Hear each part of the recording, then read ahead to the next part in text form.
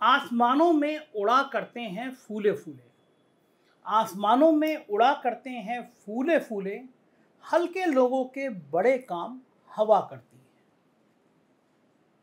बहुत अच्छी लाइन, जिंदगी के अंदर आत्मसात करने वाली लाइन है, लेकिन इन लाइनों को मानता कौन है? जब सिर पर अहंकार होता है, जब सिर पर खुद को भगवान होने का गुरूर होता है और भक्त विश्व गुरु बनाने पर तुले होते हैं, तो दुनिया बहुत छोटी नजर आती है। तब आदमी अपना सीना ठोकता है और कहता है, एक अकेला सब पर भारी, यकीन ना हो तो सुनिए। देश देख रहा है, एक अकेला कितनों को भारी पड़ रहा है, एक अकेला कितनों को भारी पड़ रहा है, एक अकेला कितनों को भारी पड़ रहा है, एक अकेला कितनों को भारी पड़ रहा है। देखा आपने, साहेब अकेले कईयों पर भारी हैं, लेकिन ये गुरूर, ये अभिमान कैसे चूर चूर हो रहा है, ये मैं आज के इस वीडियो में तर्कों के साथ साबित करूंगा। ये बात मैं सारे आंकड़ों के साथ साबित करूंगा कि साहेब डरे क्यों हैं, साहेब परेशान क्यों हैं, साहेब हताश क्यों हैं और साहेब को क्यों लग रहा है कि उनकी दुनिया अब उजड़ने वाली है। भारी तो हो जाते साहब, पर शायद बंगलोर में जमा हुए इंडिया वालों से डर गए। तभी इंडिया वालों की बैठक के दिन ही दिल्ली में 37 अकेलों की बैठक बुला ली। मैं अकेला सब पर भारी, लेकिन 37 अकेलों की बैठक बुला ली। साथ ही 38 में स्वयंभू अकेले तो साहब हैं ही, मगर जिन 37 अकेलों को अशोका होटल में बुलाया गया, उनमें से कईयों के पास पार्टी ही नहीं है। कुछ के पास पार्टी है तो सिंबल फ्रीज है। कोई अपने बेटे को संसद पहुंचाना चाहता है, तो कोई चाचा से पिंड छुड़ाना चाहता है।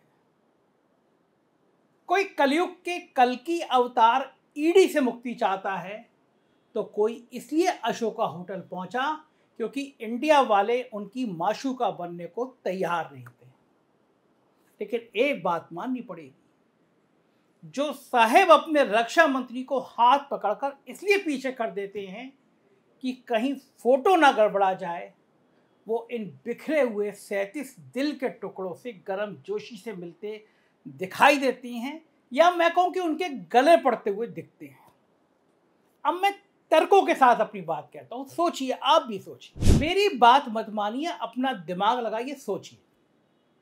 जो अजीत पवार अपने बेटे पार्थ पवार को लोकसभा का चुनाव नहीं जीत पाए, वो साहब को इंडिया को हराने में मदद करेंगे। इंडिया मतलब एक कांग्रेस और विपक्ष का साझा मोर्चा।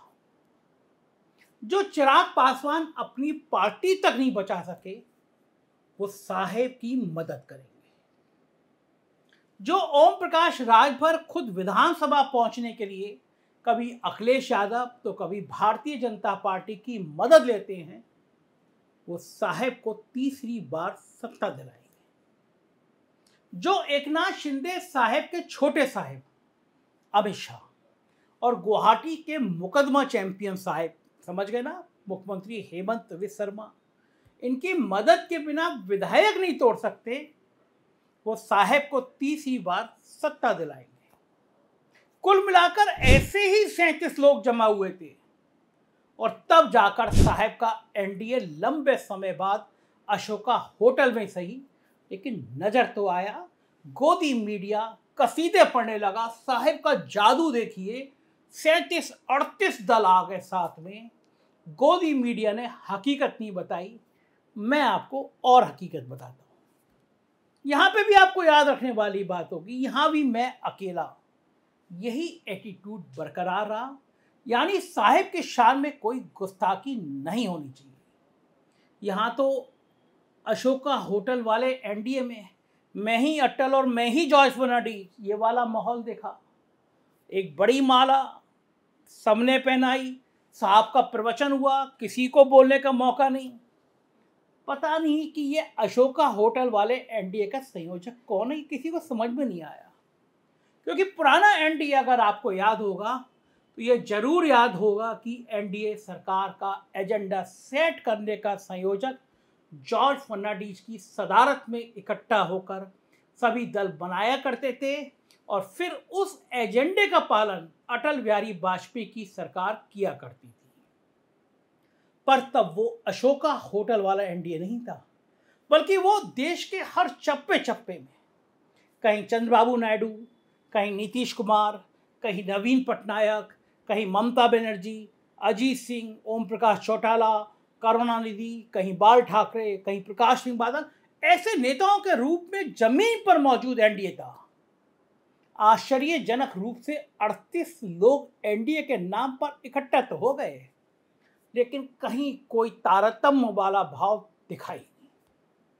मगर उससे भी बड़ा सवाल यह है कि आखिर 9 साल बाद उस एनडीए को फिर से याद करने की जरूरत ही साहब को क्यों पड़ गई। यही अपने आप में बहुत बड़ी बात है। वरना जेपी नड्डा के शब्दों में कर्नाटक तो 2 महीनों से साहब के आशीर्वाद से वंचित हुआ है। जेपी नड्डा साहब उन्हें देवताओं का देवता कहते हैं, लेकिन एनडीए को तो अब तक साहब ने आशीर्वाद देने की भी जरूरत समझी नहीं थी 9 साल में। क्योंकि तब तो कहते थे भाजपा की सरकार आएगी, अकेले दम पर आएगी, लेकिन अब तो आशीर्वाद लेने की नौबत आ गई है। बाकी दलों से साहब अब आशीर्वाद लेने की हालत में पहुंच गए हैं। आखिर इतना बड़ा बदलाव हुआ कैसे, इसको समझते हैं। साल था 2001, अक्टूबर का महीना था। केशुभाई पटेल को भारतीय जनता पार्टी आलाकमान ने गुजरात के मुख्यमंत्री पद से हटा दिया था और उनकी जगह भेजे गए थे दिल्ली के अशोका रोड स्थित भारतीय जनता पार्टी मुख्यालय में बतौर महासचिव शंकर सिंह बाघेला की कृपा से निर्वासित राजनीतिक जीवन बिता रहे नरेंद्र दामोदर दास मोदी। कभी वार्ड का चुनाव भी नहीं लड़े। नरेंद्र मोदी सीधे सीधे मुख्यमंत्री बन जाते हैं और इस मामले में उस वक्त की बिहार की मुख्यमंत्री राबड़ी देवी के सीधे मुख्यमंत्री बनने के रिकॉर्ड की बराबरी करते हैं। 4 महीने बाद गुजरात का दंगा होता है और दंगे को न्यूटन का तीसरा गति का नियम बताने वाले नरेंद्र मोदी विधानसभा भंग कर देते हैं। फिर दंगों से उपजे सांप्रदायिक माहौल में लगातार बार बार 2002, 2007, 2012 पूर्ण बहुमत की सरकार का नेतृत्व करते हैं और फिर उसके बाद अन्ना हजारे के आंदोलन से बने एंटी कांग्रेस माहौल को अपने पक्ष में भुनाकर 282 सीटों के साथ दिल्ली में पूर्ण बहुमत की सरकार बनाते हैं और फिर 5 साल बाद पुलवामा बालाकोट की घटना को अपने चुनावी राष्ट्रवाद से जोड़कर वो एक बार फिर 303 सीटों के साथ पूरे बहुमत के साथ सत्ता पर काबिज होते हैं। अब ये सब देखकर आप खुद भी सोचिए, जो व्यक्ति कभी मोहल्ला वार्ड का चुनाव भी नहीं लड़ा, वो व्यक्ति सीधे मुख्यमंत्री बन जाए और फिर लगातार 5 बार पूर्ण बहुमत से राज्य और केंद्र में सरकार बनाए। उसे क्या मतलब है कि संसद क्या होता है, बहुदलीय लोकतंत्र क्या होता है, गठबंधन क्या होता है और जनता या सिविल सोसाइटी क्या होती है। जैसे आपके मोहल्ले में यदि किसी के पास टूटी साइकिल भी ना हो और अचानक उसकी करोड़ों की लॉटरी लग जाए और वो सीधे BMW पर चलने लगे, तो भला मोहल्ले वालों से सीधे मुंह बात भी करेगा क्या? लेकिन कुछ सालों में यदि इसकी हालत फिर खराब हो जाए, BMW भी बिक जाए और टूटी साइकिल पर वापस आने की नौबत आ जाए, तो सबसे पहले वो आदमी मोहल्ले के वैगनआर और मारुति अल्टो वालों से दोस्ती करने की कोशिश करेगा ताकि जरूरत पड़ने पर इन वैगनआर और ऑल्टो वालों की मदद ली जा सके। दरअसल इसी तरह की 37 ऑल्टो और वैगनआर का जुगाड़ अशोका होटल में किया गया, क्योंकि ज़्यादातर BMW और मर्सिडीज तो उस दिन बंगलौर जा चुकी थी। सिर्फ एक साहब की BMW अशोका होटल में 37 छोटी कारों से दोस्ती निभाने के लिए पहुंची थी। लेकिन याद रखिए, इन 37 ऑल्टो और वैगनआर में 37 में तो पेट्रोल ही नहीं था और उन्हें धक्के लगा कर लाया गया था। राजनीतिक भाषा में कहें तो 37 पार्टियां ऐसी थीं जिनका कोई लोकसभा में एमपी नहीं है। 2 गाड़ियां एकनाथ शिंदे और अजीत पवार की थी जो दूसरे के गैरेज से उठाई गई थी। चिराग पासवान और पशुपति पारस चाचा भतीजे की गाड़ी का इंजन भतीजे चिराग लेकर आए थे, जबकि सीट और डिक्की चाचा पारस लेकर आए थे।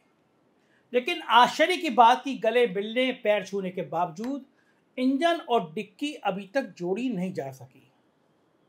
अब ऐसे में एनडीए का इंजन और डिक्की लोकसभा चुनाव तक साहब जोड़ पाएंगे, ये बड़ा मुश्किल है। मुश्किल इसलिए क्योंकि साहब के मैकेनिक, बताइए कौन, दिमाग लगाइए, साहब के मैकेनिक कौन?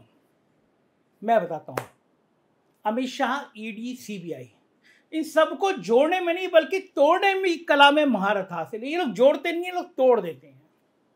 वहीं दूसरी तरफ राहुल गांधी ने जोड़ने वाले मैकेनिक का काम भी सीख लिया है।